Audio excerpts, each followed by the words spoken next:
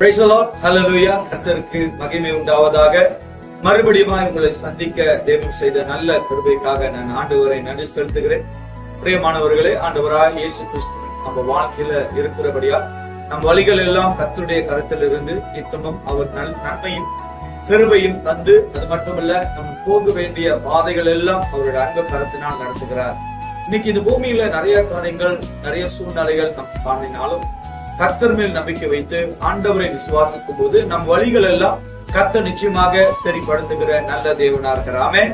உங்க வாழ்க்கையில நீங்கள் ஆண்டவராய் இயேசு கிறிஸ்துவை பார்த்தீர்கள் என்று சொன்னால் நிச்சயமாக ஆண்டவர் உங்களுக்கு நன்மையான காரியங்களை செய்வார்.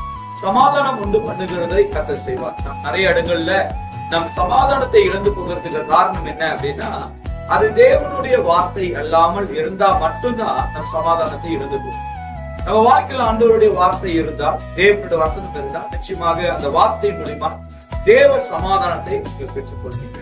நீங்க அநேக பேர் தேவனுடைய வார்த்தையை பேசி ஆண்டோடைய வசனத்தை படிச்சுட்டு உலக சமாதானத்தை தேடுறீங்க.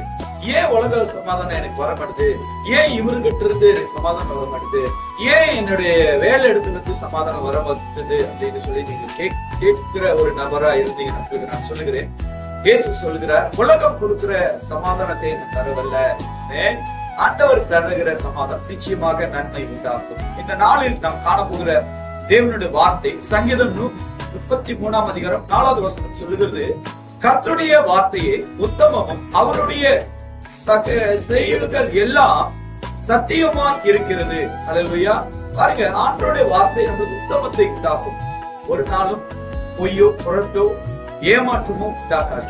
தேவனுடைய வார்த்தை நம்மளுக்கு உத்தமம். அப்படின்னா உத்தமம் என்று சொன்னால் அதுல கர்த்தர் மகிமைப்படத்தக்க அவருடைய வார்த்தை நம்மளுக்குள்ள இருந்து நம்மளை வழிநடத்தும். அது மட்டுமல்ல, செயல்கள் எல்லாம் சத்தியம் இருக்கிறது. அப்படின்னா ஆண்டோட வார்த்தை அது உண்மையும் உத்தமமா இருக்கு, சத்தியமா இருக்கு.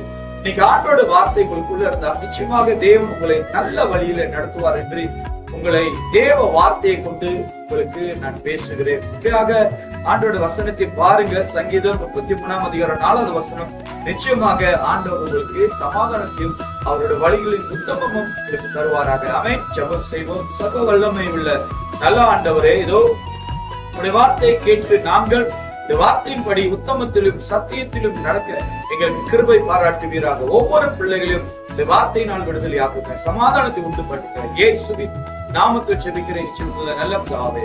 ஆமென்.